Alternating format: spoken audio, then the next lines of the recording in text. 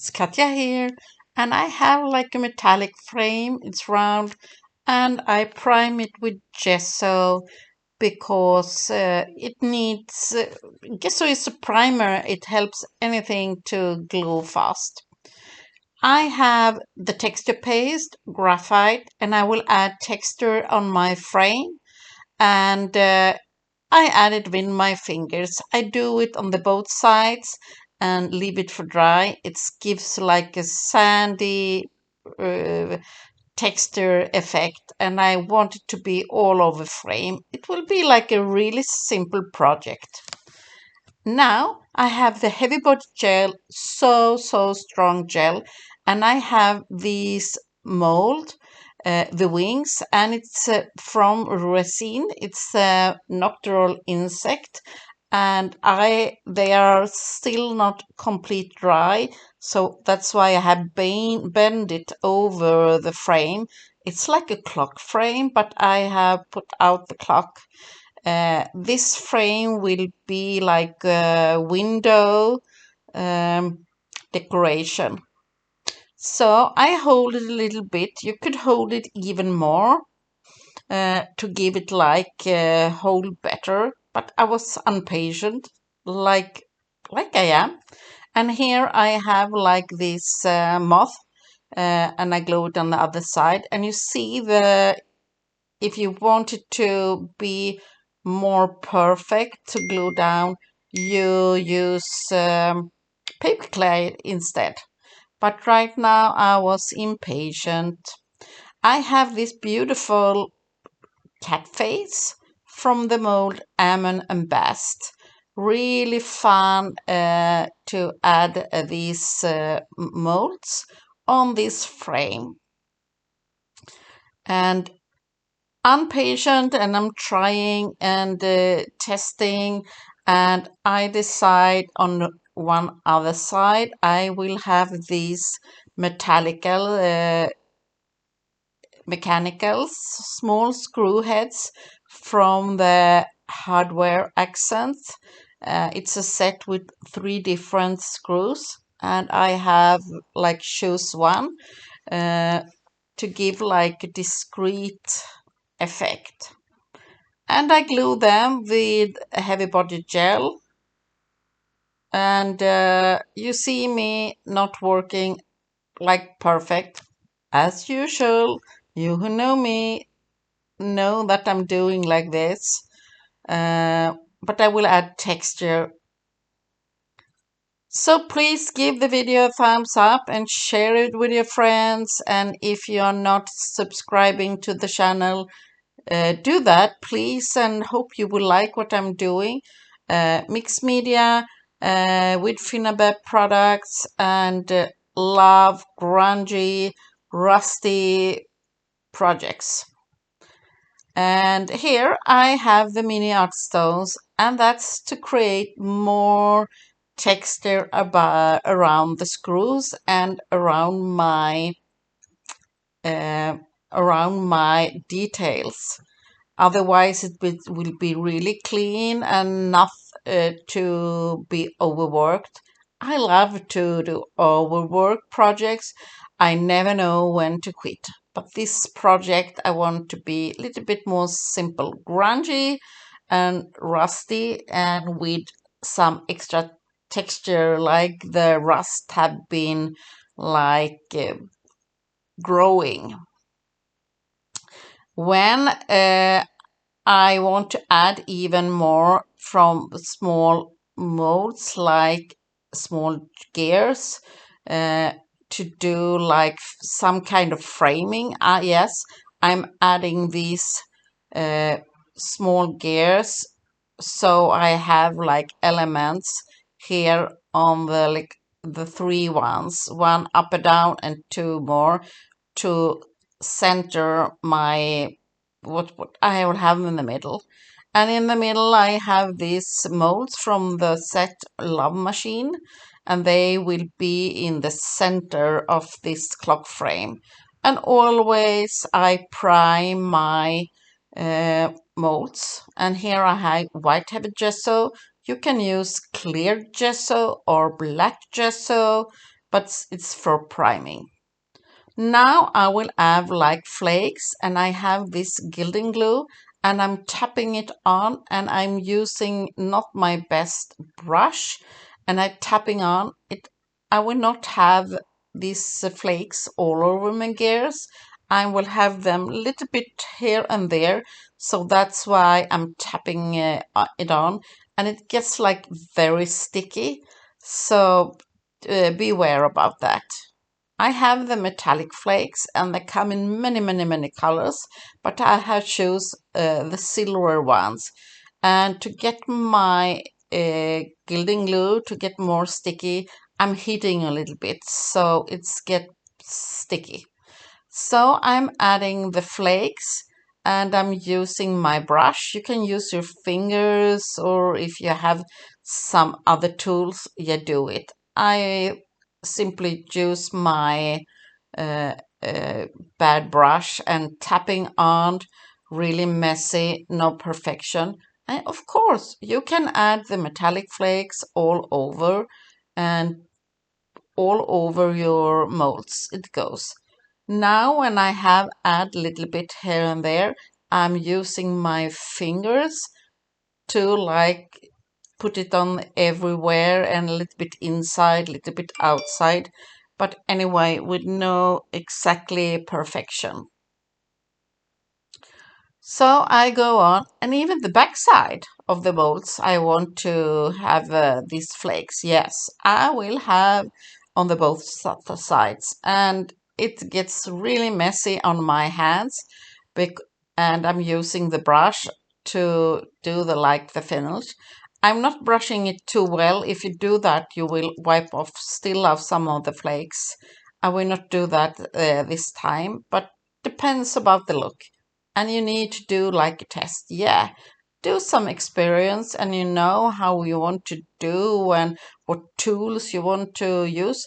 If you want to use your hands like mine and to get like this crazy messiness, and I decide I even want some of metallic flakes of the gears what I have already tried to glue, but they was not dry. So yeah, do a test. I like the flakes because it gives like the nice effect. Even on your hands. Yes, it's so fun.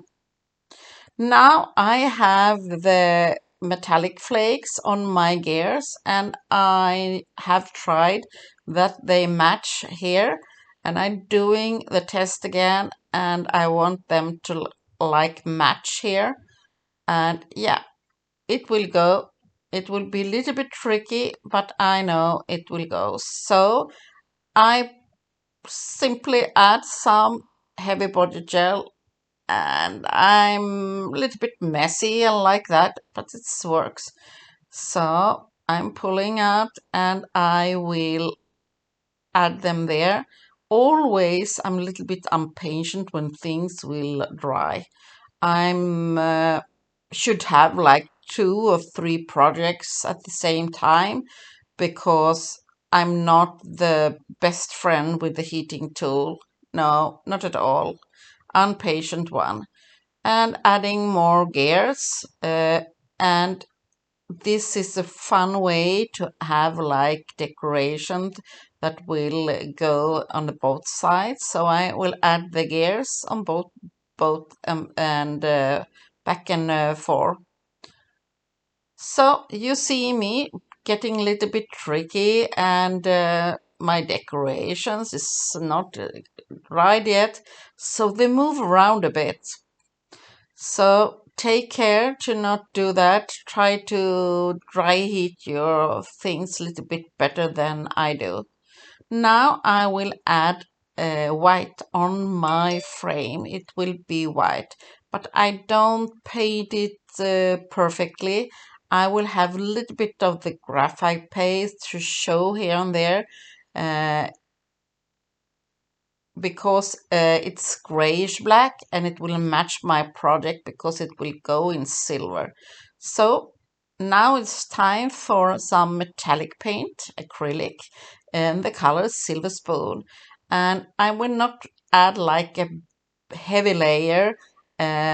a really thin layer because I want a little bit of the graphite paste to show underneath, and I want it to be like a little bit translucent with the white in the bottom. So that's why I go really heavy with the water to make the color flow, and but it's still silvery and grayish project, and painting and on the both sides, so it gets like a silver, and even little dry brushing on the top on my molds on the top, so a little bit everywhere, and spraying water so it go like in the gaps.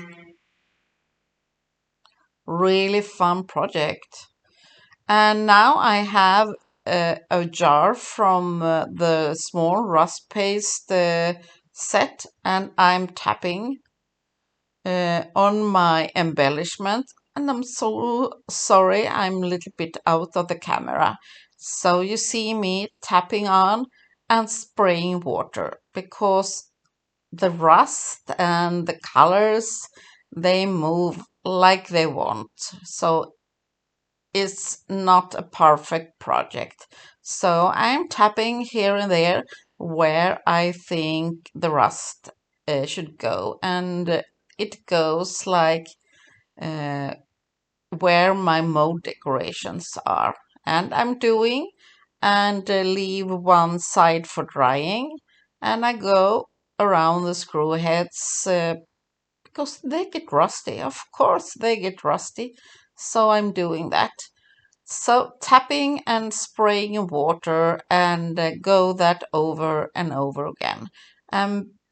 Your embellishments must be dry, of course, when you spray water. Now I will add like more darkness and more grunginess, and I do that with liquid acrylic paint, the burnt sienna, and I'm doing the same effect here. But I'm a little bit more careful. Now I want the burnt sienna to go in the gaps. So I'm using a little bit smaller brush and go like around more. It will not go so heavy like the rust paste went. I go like fine details around the embellishments to give like a shadow around my gears and in the gaps. And the burnt sienna is perfect.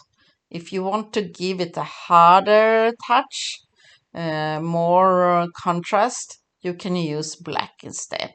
But I love the rust and burnt sienna in the mix. I think that's make a great uh, combination. So you see me going over back and forward until I'm happiness. The colors, it will shade down a bit when it's drying. It will go a little bit more matte, and that's perfect. Even if the liquid acrylic paints is a little bit glossy when it dries, but the paints will stay when they are dry. Now I'm adding a touch of carmine. Carmine also give like a rust effect, but it's more reddish. So I'm not going so heavy with that one. I'm a little bit careful. So I'm doing this coloring in 3 steps. Always start with the color that goes most of effect. Okay, think I'm soon really happy with the project. So now I'm adding the final touches with wax. I start with the white gold. Yeah, I will add a little bit of gold, and then it's white gold to this silvery and rusty project. But I like it to pop out.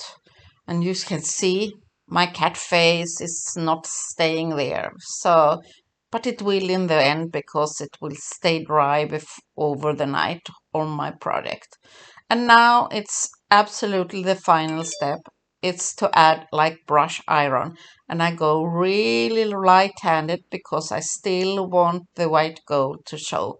So hope you enjoy the video, and like all the beautiful project. See you soon in the next tutorial. Bye bye and take care.